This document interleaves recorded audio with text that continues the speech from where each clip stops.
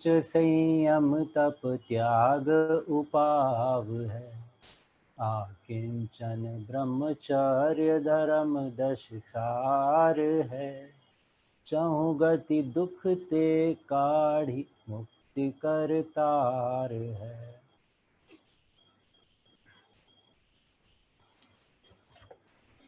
अद्भुत आत्म साधना के इन पर्वों में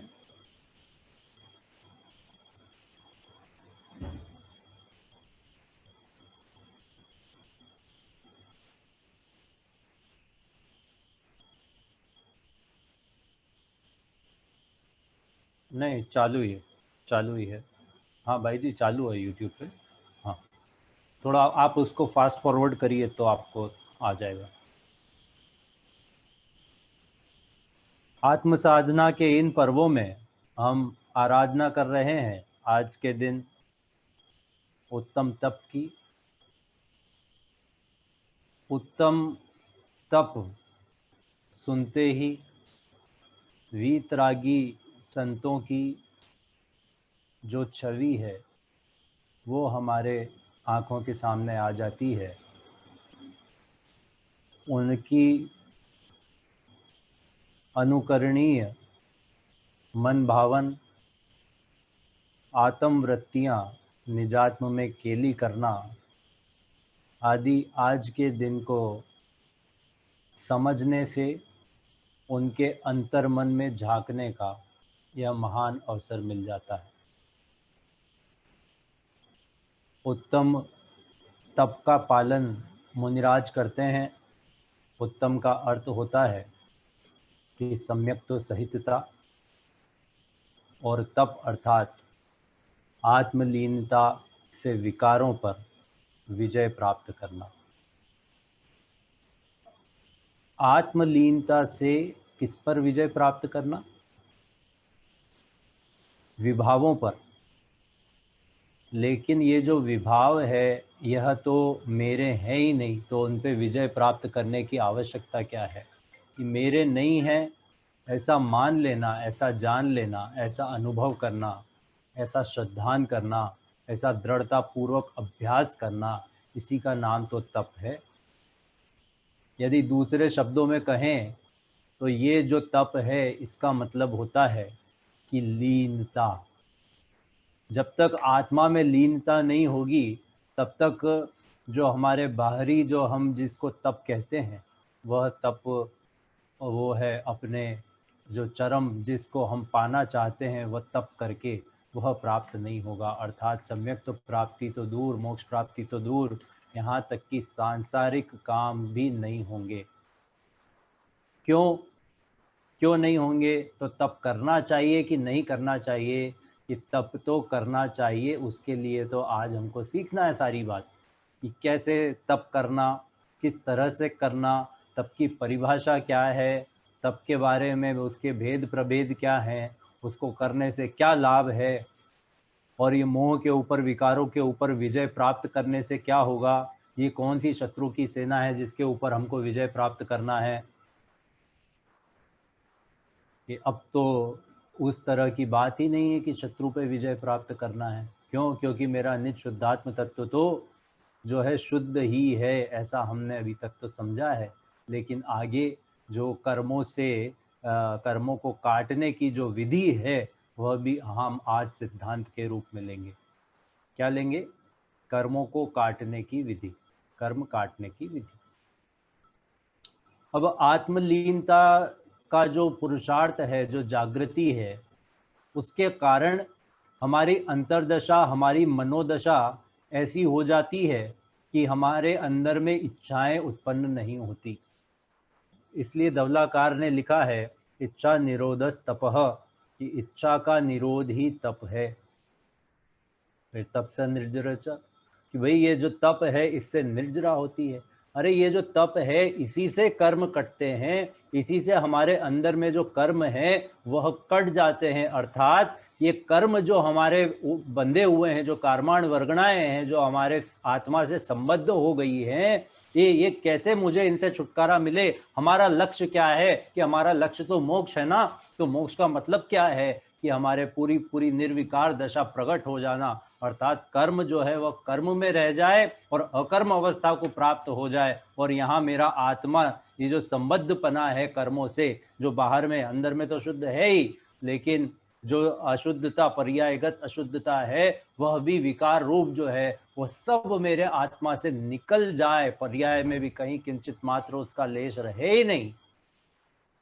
ये जो नए का भेद है ये रहे ही नहीं, ये गुणस्थान जो है ये रहे ही नहीं। इस तरह की दशा कैसे प्राप्त होगी? कभी सुना है कि मोक्ष किसी को जाते हुए बिना तप किए हुए? कि बिना तप के, बिना मुनि मुद्रा धरे तो मोक्ष होता ही नहीं है।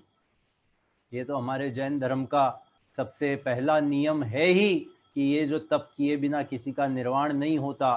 तो ये बात समझ लेना चाहिए कि हम सब जो मिल करके आज ये बात समझ रहे हैं, कल हमको ये ही काम करना है ना? कि नहीं, हम तो मुनियों की बातें समझ रहे हैं कि मुनि कैसे होते हैं, मुनि का आचरण कैसा होता है, मुनि का अंतरंग कैसा होता है, मुनि का बहिरंग कैसा होता है, कि ऐसा नहीं है। यहाँ पे व्यक्तिवादी जैन धर्म नहीं है कि किसी व्यक्ति की कोई कथानक सुना रहे हों कि उसने ऐसा किया था, उसने वैसा किया था, उसने ऐसा किया तो वो मोक्ष में चला गया, और वो दूसरा जो है उसने वैसा किया तो वो मोक्ष में चला गया। यहाँ तो मार्ग एक ही है ना। तो मार्ग एक ही है, तो वो जिस रास्ते से जो मार्ग है, वह एक मार्ग, राजमार्ग जिसको बोलते हैं, वह तप बिना मोक्ष तक नहीं पहुंचता। अर्थात यदि सुख की है चाह तो फिर जीवगण सुन लीजिए, कि अगर सुख चाहिए, अगर मोक्ष चाहिए तो सुन लो कि ये जो तप का स्वरूप बता रहे हैं, ये हम अपने लिए, स्वयं के लिए और अपनी आत्मा की विशुद्धि के लिए समझ रहे हैं। किसी और की बारे में समझने की आवश्यकता नहीं है। ये तो नेचुरल है।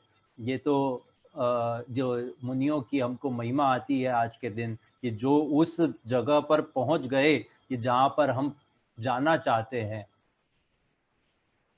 अपूर्व अवसर एवो क्यारे आवशे, क्यारे थईशु बायांतर निर्ग्रंथ जब। क्या कहा? कि बायांतर निर्ग्रंथ होने की दशा कब आएगी मेरे, इस बात की यदि सोच हो, इस बात की यदि आशा हो, इस बात के लिए यदि हम एक भी आगे कदम बढ़ाते हैं, तो सबसे पहले मार्ग में आता है तप। जो तप तपे तपे अभिलाषा, की इच्छाओं का निरोध करना वह तप है। उसकी प्रैक्टिस कैसे करना है, इससे ये हम सीखेंगे। और फिर प्रैक्टिस करने के लिए ये वास्तविक अवस्था हमारे अंतरंग की कैसी होनी चाहिए वो भी हम समझेंगे। कि जो अंतरंग, जो अंदर में निश्चय तप है, उसका मतलब तो ये है कि अपने आत्मा में लीनता को बढ़ाना। यदि हम अपने अंतरंग में लीन हो जाएंगे, यदि हम अपने आत्म स्वभाव में लीन हो जाएंगे, यदि हमें किसी बाहरी वस्तु की हमारे कार्यों के लिए जरूरत नहीं होगी, तो फिर जरूरत नहीं होगी तो इच्छाएं भी उत्पन्न नहीं होगी। तो हमारे अंतरंग में लीनता ही सम्यक पुरुषार्थ है, और सम्यक तप है, वास्तविक तप है, निश्चय तप है। जो वीतरागी भाव है वह अंदर में बना रहे वैसा का वैसा। इसी का नाम, इससे बेहतर तप क्या हो सकता है, इससे महान तप और क्या हो सकता है। ये वैसे 6 तरह के बहिरंग तप और 6 तरह के अंतरंग तप बताए हैं। आज का दिन जो है वह उत्तम तप का है, और ये यदि हम जानते हैं तो इसका रिवीजन, और नहीं जानते हैं तो ये बात को जानने के लिए, 12 द्वादश तप समझने के लिए आज सुनहरा अवसर, आज का दिन उदित हुआ है उत्तम तप के रूप में। कदाचित ये बात फिर हमको सीधे अगले साल जानने के लिए मिले, या आगे कब मिले पता नहीं। अभी तप का स्वरूप समझ करके हमको उसमें आचरण अधिक से अधिक बढ़ाना है। ये बहिरंग तप होते हैं अनशन, अवमोदर्य, नाम याद है सभी को? अनशन, अवमोदर्य, वृत्ति परिसंख्यान, रस परित्याग, काय क्लेश। जैसे बड़े बड़े नाम हैं, कितने क्लिष्ट नाम हैं।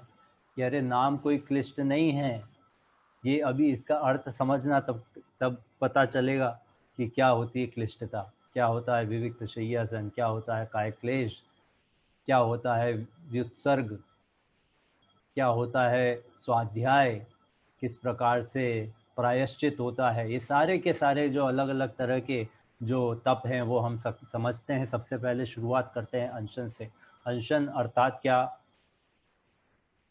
अनशन कौन करता है? कौन करता है? केजरीवाल करता है। किसका नाम है अनशन? अनशन अर्थात उपवास। उपवास कौन करता है? ये हम करते हैं ना, 14 का उपवास, पंचमी का उपवास करते हैं। बहुत सुंदर बात है, बहुत अच्छी बात है, बहुत प्रशंसनीय है। लेकिन जो असली उपवास करते हैं वे हमारे मुनिराज होते हैं, जिनके अनुकरण रूप हम इस तरह के प्रतियां करके अपने आत्मा का अंतरंग वातावरण परिशुद्ध करते हैं।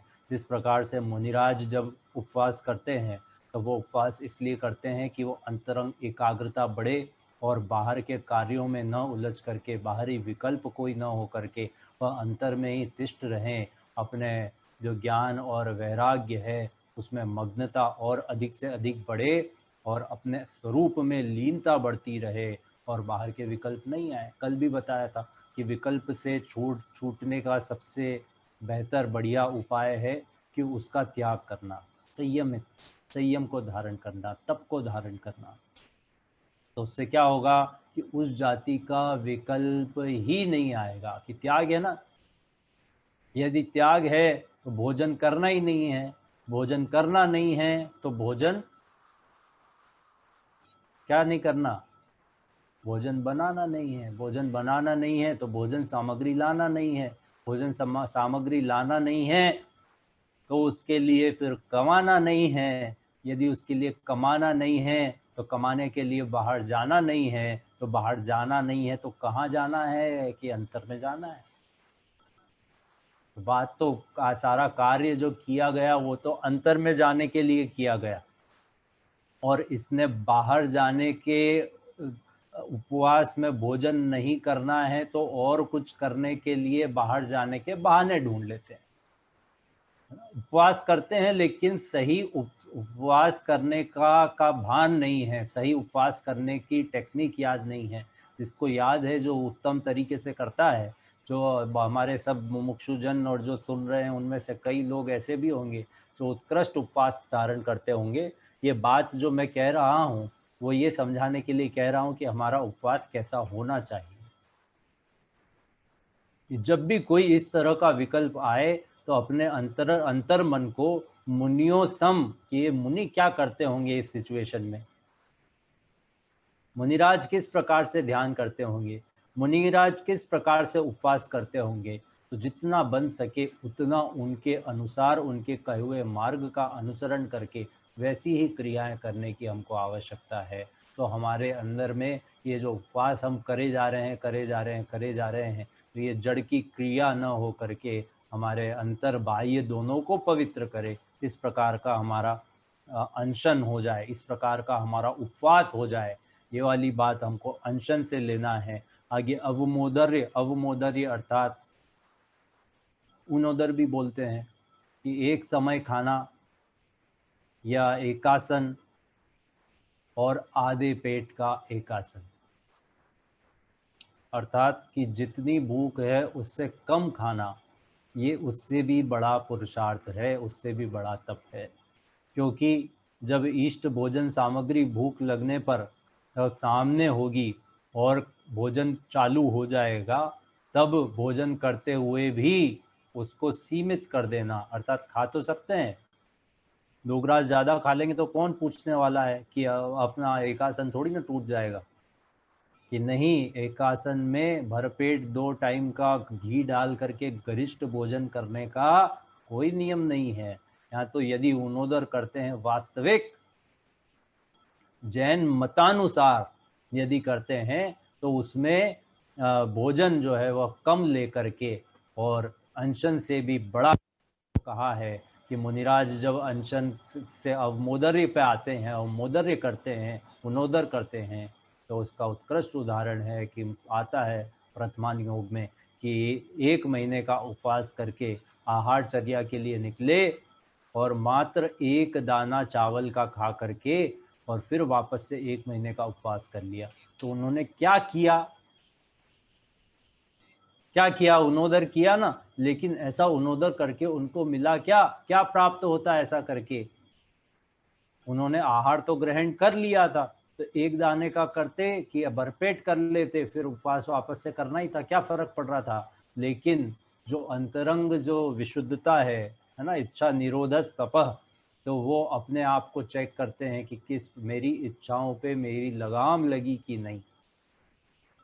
कि 1 दाना चावल का खा करके अपनी इच्छाओं को दबाना, उस पे कंट्रोल करना, उस पे विजय करना, ये विजय प्राप्त करने के लिए मैं जो उद्यम कर रहा हूँ, इसमें विजयी हो रहा हूँ कि नहीं हो रहा हूँ? इस बात को अपना सेल्फ चेक करते हैं। इस प्रकार से उनकी अंदर अंतरंग परिणति होती है। ये अवमोदर्य से भी बड़ा होता है वृत्ति परिसंख्यान, और वृत्ति परिसंख्यान से भी बड़ा होता है रस परित्याग और विविक्त शय्यासन। वृत्ति परिसंख्यान में किस तरह से आंकड़ी लेकर के और वे निकलते हैं और ऐसी अटपटी सी प्रतिज्ञाएं लेकर के निकलते हैं कि जिस प्रकार भगवान महावीर मुनि अवस्था में जब थे, तब वे किस प्रकार की आंकड़ी उन्होंने ली थी। उसके बाद फिर उनका आहार हो पाया था बड़ी मुश्किल से, पर वो तो योगानुयोग हो गया, नहीं तो ऐसा बनाव बने ही नहीं कि आंखों में भी आंसू हो, हाथों में बेड़ियां हो, जेल के अंदर कैद हो, इस प्रकार की आंकड़ी लेकर के, और फिर वो पड़ गए और उसके पास आहार जल शुद्ध हो भोजन कराने के लिए।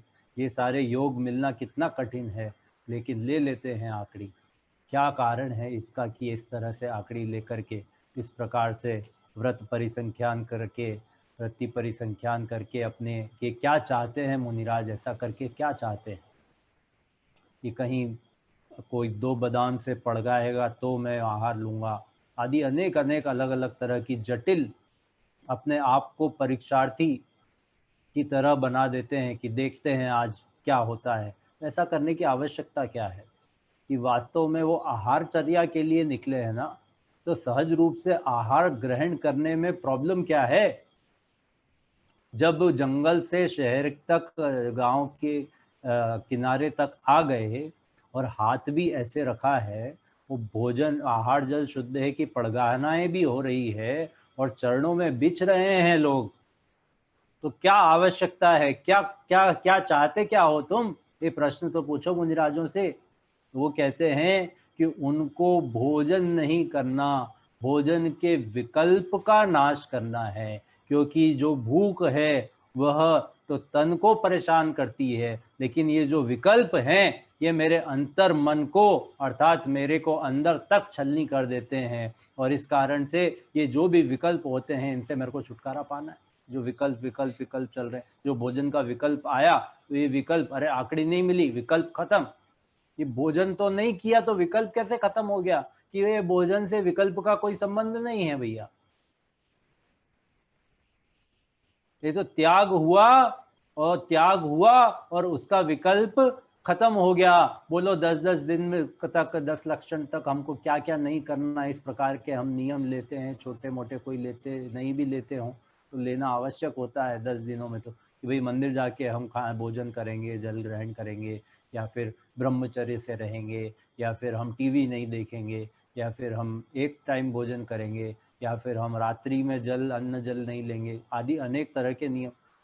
अब जब लेना नहीं है, रात में अन्न जल लेना नहीं है, तो वहाँ किचन से बाहर किचन के सामने से निकलने पर किसी प्रकार का कोई विकल्प ही नहीं होता।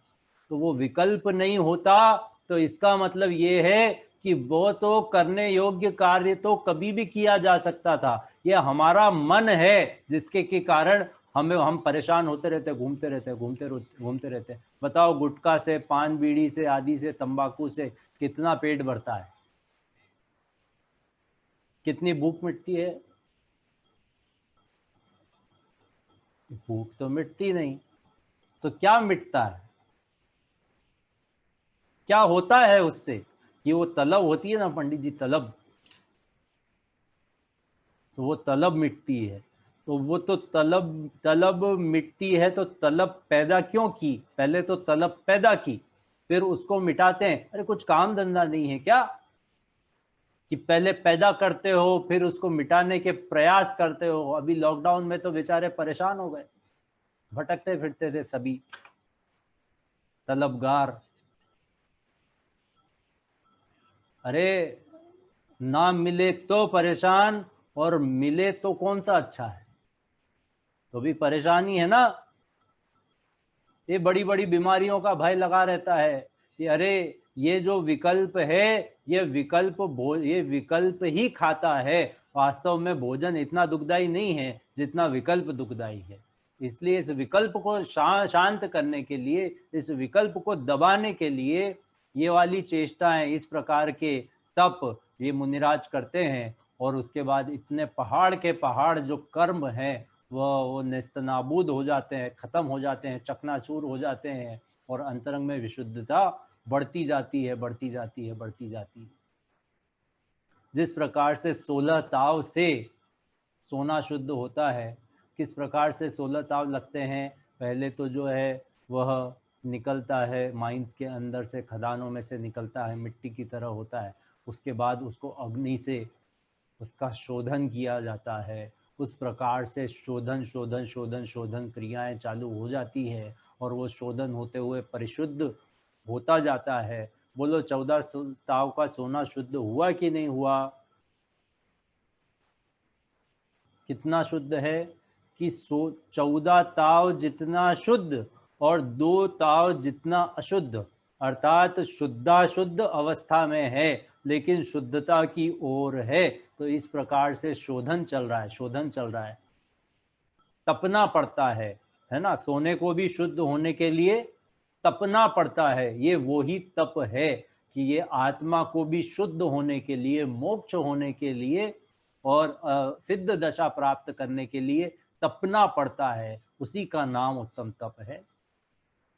यहाँ पे कहते हैं रस परित्याग, कि जो भोजन किया जाए उसमें भी रस न आए। क्यों न आए? कि रस का परित्याग कर दिया। आज ये रस छोड़ दिया, कल वो रस छोड़ दिया, कभी मीठा छोड़ दिया, कभी नमक छोड़ दिया। इस प्रकार से अलग अलग जो छठ रस है, वह छठ रस मिश्रित भोजन नहीं होना, और त्याग करके एक एक रस छोड़ करके, और उस प्रकार से कि वो नीरस भोजन का आहार करें, कि भोजन स्वाद के लिए न हो, ये तो पेट का गड्ढा भरने के लिए और इस विकल्प को शांत करने के लिए हो। ये किसी भी प्रकार से मुझे आस्वादित करके और मुझे इन विषय विषय भोगों में गाफिल ना होने दे। ये जो भोजन है यह मेरी जिह्वा इंद्रिय जो है, रसना इंद्रिय के पोषण में निमित्त न बन जाए। इस प्रकार से ये रस परित्याग करके और रूखा सूखा और फीका भोजन ग्रहण करते हैं।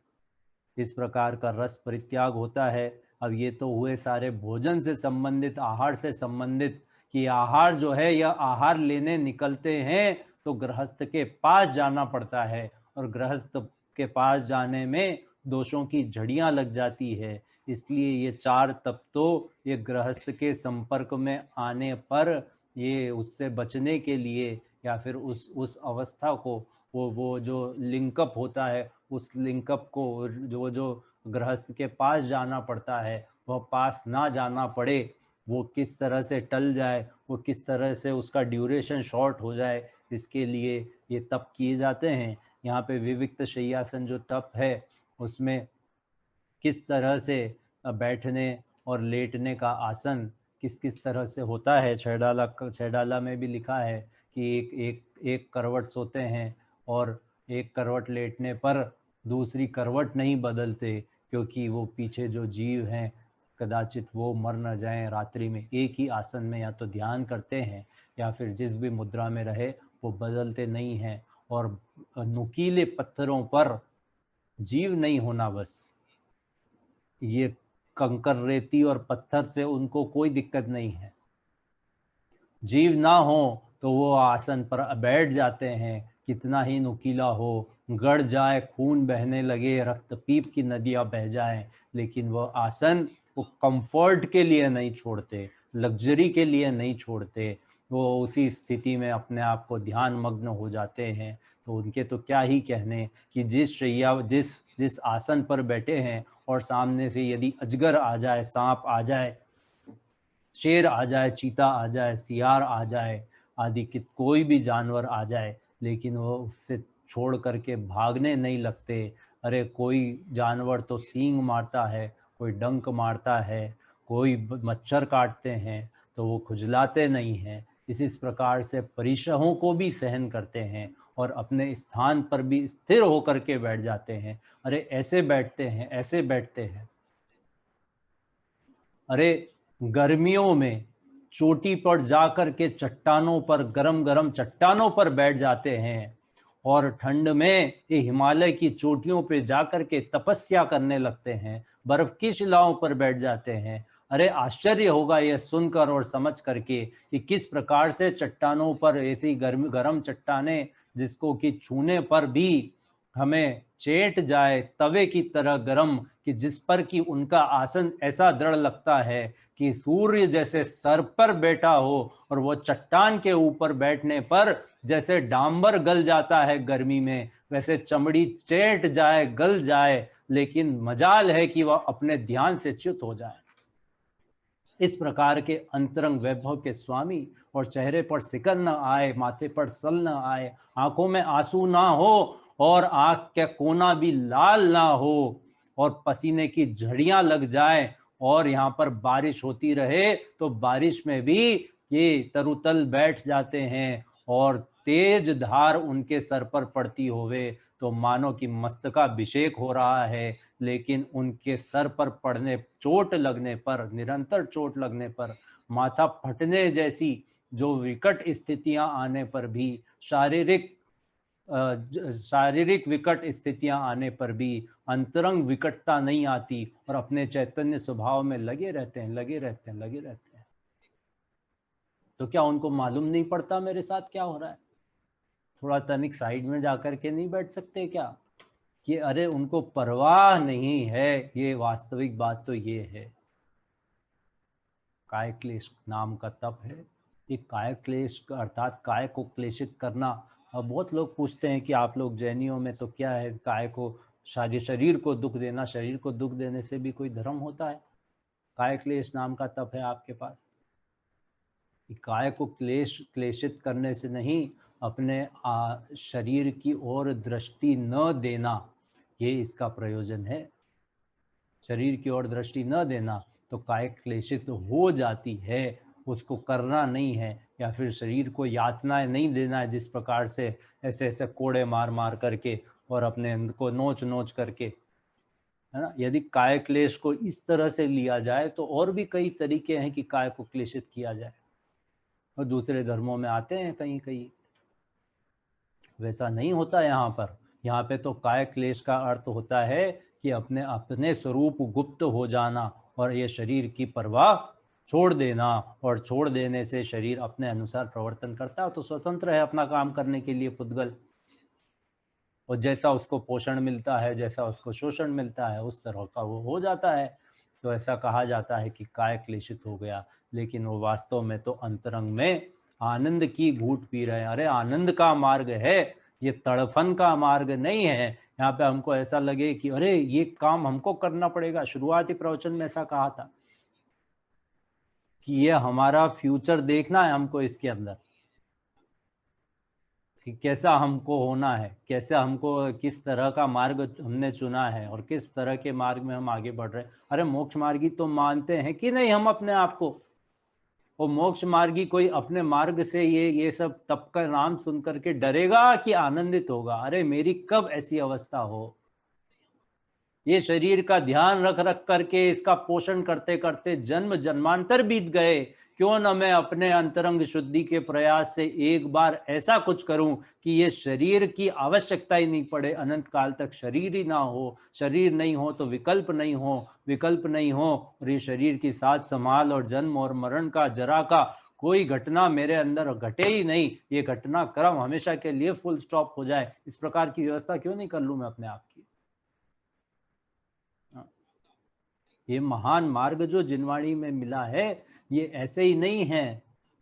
ये महान उपकार जो इसको कहते हैं वो ऐसे ही नहीं कहते। अरे तनिक विचार तो करें हम कि एक बार किसी ने भूखे को भोजन कराया तो लोक में उसकी प्रशंसा हो जाती है। वो भूखा भी बड़ा हो जाए पर बोलता है कि ये वाले फलाने सेठ ने मेरे को है भरपेट भोजन दिया था जब मैं भीख मांग रहा था, जब मैं सड़क पे ठोकरे खा रहा था। अभी मुझे उसके उपकार का प्रति उपकार करना है, मुझे मुझे वह ऋण होना है, उसका ऋण चुकाना है। किसने? कि एक बार जिसने भरपेट भोजन कराया उसने। एक बार भरपेट भोजन कराया। हम भी देते हैं ना, दान देते हैं, गरीबों को देते हैं, कुछ खाने को दे दे, ये चलते फिरते करुणा दान। यदि वह दान, करुणा दान को हम महान मानते हैं और यदि उसको अच्छा मानते हैं, मानना भी चाहिए, जिसको ज़रूरत हो उसको हेल्प करना ही चाहिए। वो त्याग का विषय तो कल आएगा, दान का विषय तो कल आएगा। लेकिन यदि दान करना श्रेष्ठ है, यदि त्याग करना श्रेष्ठ है, तो फिर ये भी विचार करना चाहिए कि अपने आत्मा को, स्वयं को हमने क्या दिया। हमारे द्वारा हमारे स्वयं को क्या, ऐसा क्या किया गया हमारे द्वारा कि हमारा आत्मा को भी भूख नहीं लगे,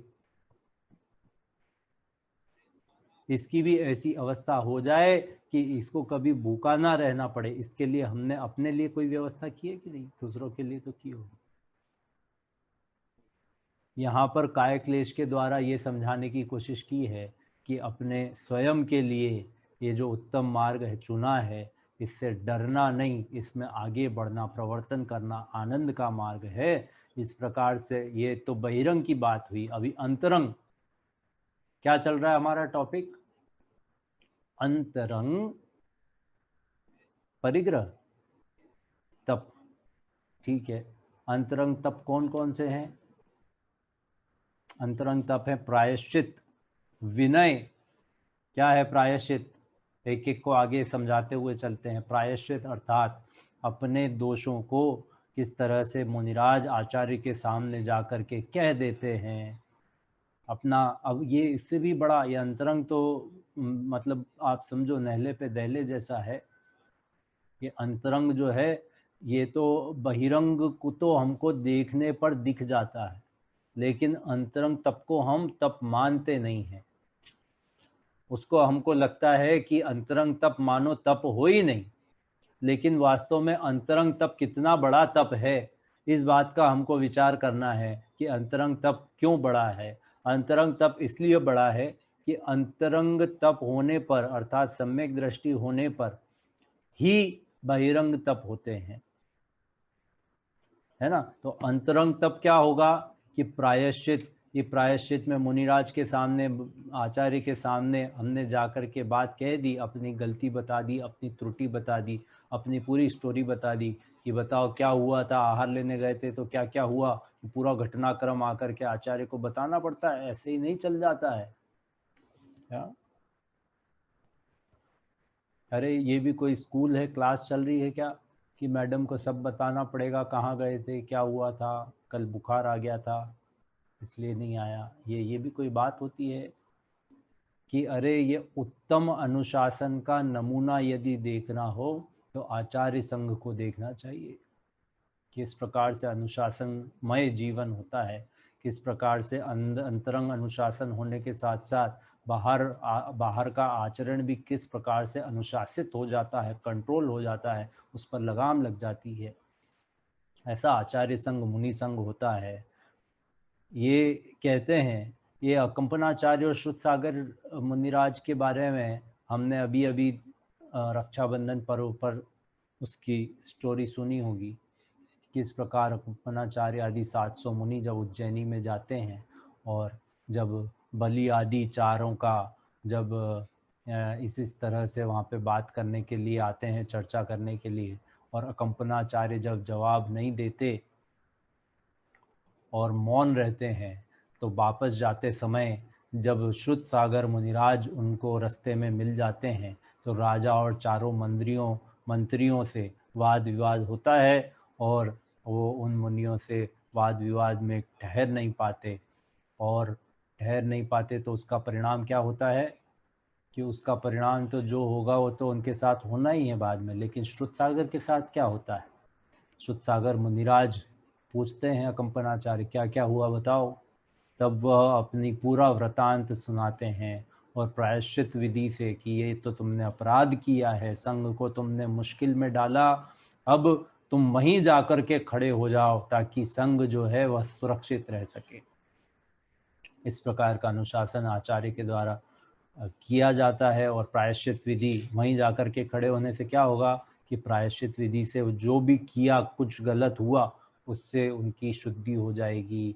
वो जो जो भी उनको जो पाप लगता है वो करने से पाप लगा उसकी शुद्धि हो जाएगी, अर्थात जो नए कर्म हैं वो नहीं आएंगे। वास्तविक प्रयोजन तब का यही होता है कि कर्म को किस प्रकार से काटें। तो ये प्रायश्चित के द्वारा कर्म को काट देते हैं। और विनय होती है 3 प्रकार की, और वह बहुत महान चीज़ होती है कि हमको लगता है कि विनय विनय में क्या है, इधर गए और उधर नमस्कार कर दो, उधर गए और उधर नमस्कार कर दो, उधर नम जाओ, बड़ों के सामने नम जाओ, कोई कोई अच्छी बात सिखाता है तो उसके सामने नम जाओ, और जिनेंद्र भगवान के सामने नम जाओ, उधर मस्जिद मज़ारों में नम जाओ, उधर उधर पंडालों में नम जाओ, रास्ते में जो भी आता है उसको नमते हुए आओ घर, तो कितना विनम्र हो जाएगा। जिसके पास एक देवता न होकर के 365 जितने भी करोड़ देवी देवता होते हैं उतने हैं, तो वो कितना विनम्र होगा कि अरे भाई जिसको पता नहीं है, खबर नहीं है कि मस्तक कहाँ झुकाना है, वो विनम्र नहीं कहलाता, मिथ्यात्वी कहलाता है। ये वचन जो है ये मेरे नहीं है, किसी और के नहीं है, ये वचन तो जिनवाणी के वचन है। ये वचन जो है यह सुनने से हमारा कल्याण होता है, इसलिए हम सुनते हैं कि विनय मिथ्यात्व क्या होता है, विनय किस प्रकार से 16 कारण भावना में इतना बड़ा पुण्य होता है, किस प्रकार से इतना बड़ा धर्म होता है जो कि इतनी हाई डिग्री का तप कहा कहलाने के लायक होता है। इस प्रकार का विनय, यथा योग्य विनय होना आवश्यक है। यथा योग्य विनय कि उसने विनयशील होने के लिए ऐसा क्या किया कि उसको तप का नाम मिला। बोल, थोड़ा सा सोचिए, थोड़ा विचार करना है हमको। हम जो यहाँ पर एकत्रित हुए हैं और इस अद्भुत 10 धर्मों के द्वारा अपनी अंतरंग प्रयोगशाला में नए नए प्रयोग करके नए नए आविष्कार तो करें, तब तो इसका बेस्ट यूज हो पाएगा इस समय का, इस काल का, जो कि बहुत ही उपयोगी है। उपजाऊ भूमि है, अभी उपजाऊ भूमि के टाइम पर पे सीड्स बो दिया तो फिर क्या है कि फसल लहलहाएगी पूरे साल भर। अरे ये विचार करो कि ये विनय जो है ये इसने ऐसा क्या किया कि इसको तप का नाम मिला है। पिक्चरों में हम देखते हैं, मूवीज में, कि जो हीरो होता है वो इतनी बॉडी बना लेता है और इतना वो वर्जिश करता है, इतनी कसरत करता है कि वो विलन जो है 2-4 डंडे मारता है तो वो डंडे ही टूट जाते हैं और उसकी हॉकियां जो स्टिक वगैरह सब टूट टाट जाती है और उसको तो खरोच भी नहीं आती। तो उसके लिए वो स्थिति एक उदाहरण है, दृष्टांत है कि वो करने के लिए, वैसी स्थिति पाने के लिए उसने कितना तप किया, कितना तप किया मतलब कितनी मेहनत करके इस प्रकार का डेवलप किया है ना, एक्सरसाइज कर करके, जिम जा करके ये डेवलप किया कि कोई उस पर प्रहार करे तो उसका असर ना हो। बात आई समझ में? कि उस पर कोई प्रहार करे तो उसका असर ना हो, उसके लिए उसने कड़ी मेहनत की है। अब यहां पे आओ, क्या सिद्धांत है, दृष्टांत क्या कहते हैं यहाँ पर कि उस विनय जिसके जिसके प्रति हमको विनय है या फिर जिसके ऊपर झुकाव है, जो कि सम्यक रूप है, जो कि सच्चे देवशास गुरु के प्रति जो हमारा भाव है, वह विनय भाव उत्पन्न करने के लिए उस जीव ने कितनी मेहनत की है। अरे उसका स्वरूप समझा है, उसको जाना है, माना है, स्वीकारा है, अंतर में बहुत एक्सरसाइज की है, तब जाकर के ऐसी लगनी लगी है और ऐसी विनयशीलता अंतरंग में उत्पन्न हुई है कि सर झुकेगा तो अपने आप उनके सामने ही झुकेगा। और फिर चाहे दूसरा कोई दूध पीता हो, कोई देवता, या फिर कहीं चमत्कार होते हों और कहीं से किसी के गुस्सा होने पर ज्वालामुखी फटता हो या फिर भूकंप आ जाता हो, तो भी ऐसे देवी देवताओं के सामने उसका सर नहीं झुकेगा। क्या कहा? विलेन के मारने पर उसके प्रहार का असर नहीं होगा।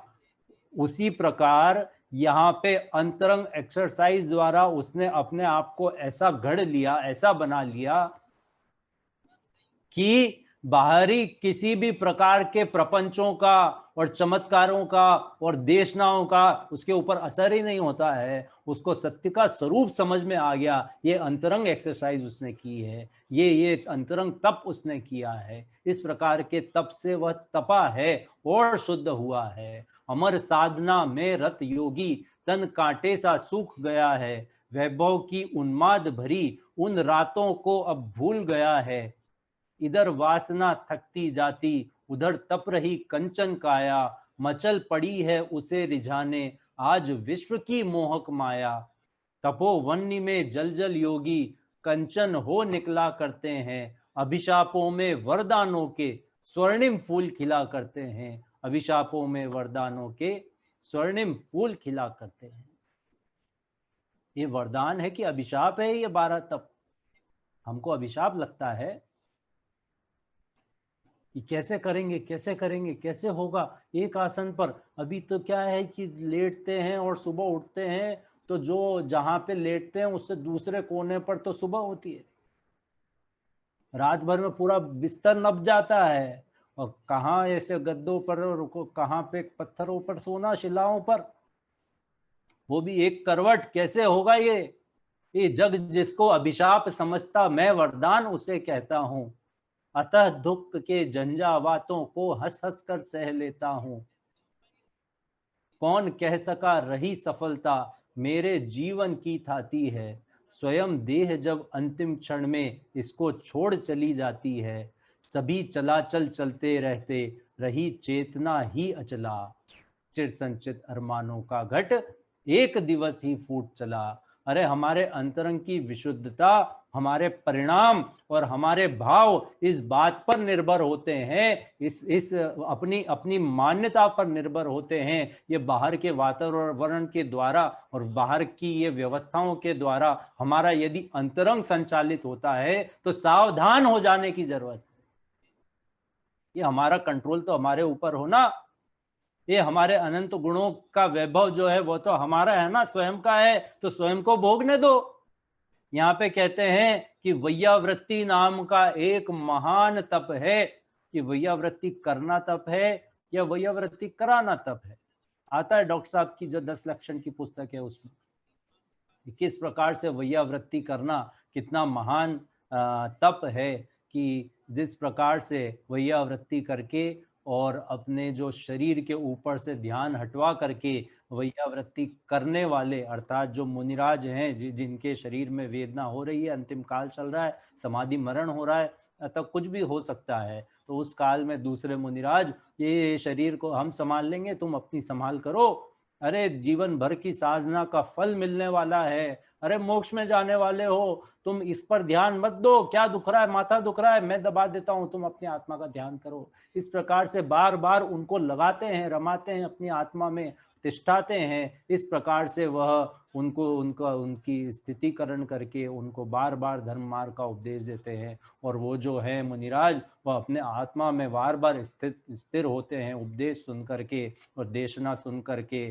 और इस प्रकार का की व्यवस्थाएं होती है। और अंतरंग में जो घटना, ये घटनाक्रम जो है, इसको वैयावृत्ति नाम का तप कहते हैं। ये फिनोमिना को वैयावृत्ति कहते हैं। उसके बाद आता है स्वाध्याय तप। तुमने क्या किया 10 लक्षण में? तो सबसे पहले मैंने 2 उपवास किए। मैंने 1 किया, मैंने 4 किए, मैंने 8 किए, मैंने 10-10 कर लिए। अरे 10 कर लिए, 10 वाला तो सबसे जबरदस्त है कोई इसके ऊपर कि हाँ मैं हूं ना? क्या मैं हूं मतलब कौन? क्या किया आपने? महीने भर का किया। 10 दिन के तो 10 लक्षण होते हैं, 10 से ऊपर क्या उपवास होता है? होता ही नहीं है 10 से ऊपर। तो इससे ज्यादा क्या कर लिया कि मैंने 8-8 घंटे स्वाध्याय किया है। साइड में बैठ जा, साइड में। क्या तपस्वियों की लिस्ट में नाम नहीं आएगा मंदिर में? क्यों? कि स्वाध्याय परम तप है ही नहीं। है कि नहीं है? अरे स्वाध्यायी होने का ये तो लाभ है कि हमको स्वाध्याय तप है ये पता चला। सबसे बड़ा तो स्वाध्याय का लाभ यही है। इतना तो आगे बढ़े।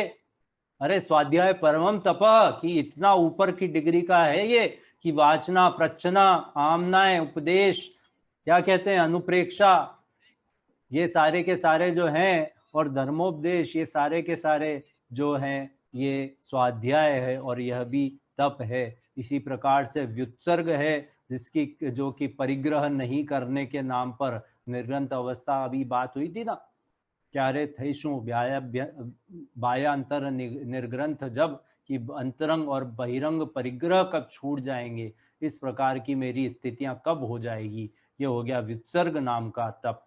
और उसके बाद आता है ध्यान, जो कि सबसे महान तप है, सबसे बड़ा तप। ऐसा तप जिसमें अंतर मुहूर्त भी यदि शुद्धात्मा में, शुद्धात्मा में हमारा जो लक्ष्य है वह केंद्रित होकर के रह जाए तो सीधा केवल ज्ञान होता है। इस प्रकार का महान तप ध्यान है।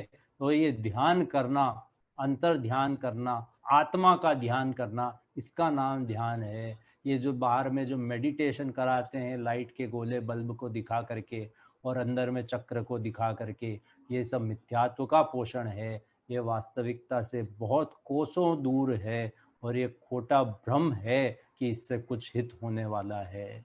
ये वास्तव में ध्यान इतनी ऊंची चीज है, उसको उतने ही ऊंचे ढंग से ग्रहण करना और अपने अंतरंग में ये ध्यान की स्थिति को बढ़ावा देना, स्वाध्याय को बढ़ावा देना, विसर्ग को बढ़ावा देना, और ये सारे अंतरंग और बहिरंग जो तप हैं, इनका अनुकरण करके, इनकी प्रैक्टिस करके हम कब मुनि भगवंतों की तरह, है ना, कब हम मुनि भगवंतों की तरह विचरण करेंगे।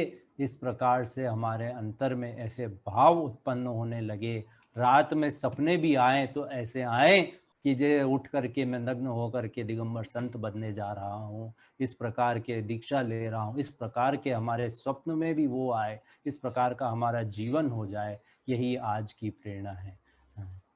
जय जी ने। बहुत सुंदर चर्चा चली तप के बारे में। आत्मा सद्भाव में लीन हो जाए